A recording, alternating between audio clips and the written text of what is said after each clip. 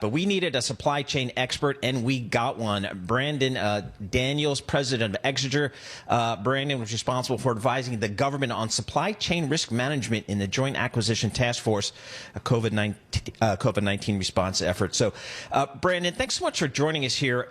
You know, if we could just step back 30,000 feet here, how did we get here on a global scale? What happened?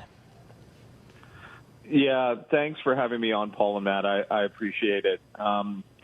This is an epicenter, which was the pandemic, now reverberating out and evidencing crevices and cracks that have existed in our supply chain and, in fact, got worse during the pandemic itself, right? And so it's a set of distinct risks that all come together when you've got a large-scale change in economic activity and buying activity like happened in the pandemic. So in the pandemic, people weren't buying services. They were buying goods. So there was more shipping, more port activity, more goods production that in the pandemic than is traditionally seen at some of these off-peak periods. That mixed with labor shortages, with geopolitical tensions creating fuel and coal price spikes that then create large-scale mass outages in major manufacturing hubs like China. All of those things coming together and essentially all being drawn by that pandemic center of gravity has now created the situation we're in, where we see broad and systemic supply chain issues in every sector.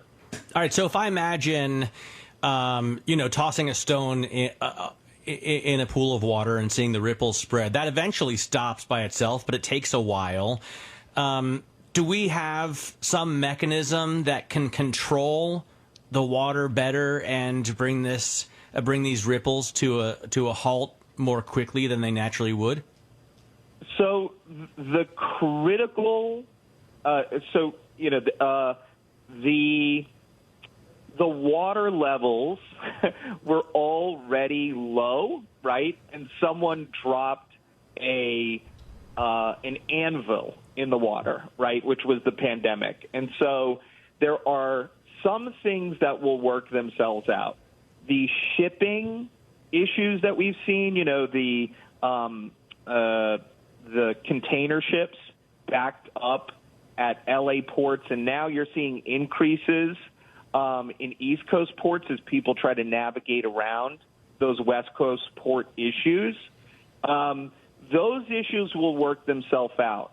The spikes in the less than truckload and truckload markets, which are the trucking markets that help get it from the port to the place that it needs to go, whether it's a warehouse or it's a Target or it's a Best Buy or whatever, those markets will likely continue to see spikes through the next year.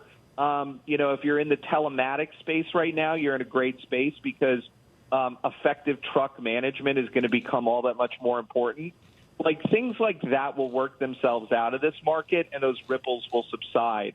There are a couple of issues, like the fact that we're dependent on China for such a high volume of goods, or one region for such a high volume of goods, or certain supply chain bottlenecks where we've got specialized chips manufactured by one company for 20% of the market. Those types of issues are going to be more systemic, and they're going to take us longer to work out. But the supply chain issues that we're seeing right now will subside in Q2 of next year or Q3 of next year. But then we'll still have some systemic issues that we might be working out for years. Labor, Brandon, that's one of the issues of the supply chain issue. Yeah. Let's say I get my container off the ship, in Long Beach. I'm not sure I have enough labor to kind of get it on a truck, to get it to a railroad and all those types of things. How do you factor that into it? Yeah, so you've seen the administration pushing some of the retailers and some of the major logistics companies to start their 24/7 shifts earlier than they would traditionally, right? As we kind of get to Black Friday, as we start to get into that big consumer buying season around the holidays, traditionally these companies, they've ramped up on labor, seasonal labor, namely. The administration is pushing them to do that earlier. And that's helpful because it's kind of forcing our hand to drive deeper into that labor pool and pull people out at higher wages, which will also it'll have a balancing effect on some of the CPI issues that we've seen, some of this consumer price index issues that we've seen where prices have started to skyrocket on even commodity goods. So we're going to see them reaching farther into the labor pools, pulling up wages a little bit and balancing this. But then, like I said, like the trucking markets are really specialized. Oh, sorry. Go ahead. Yeah. No. We talk about the trucking market all the time, so I know.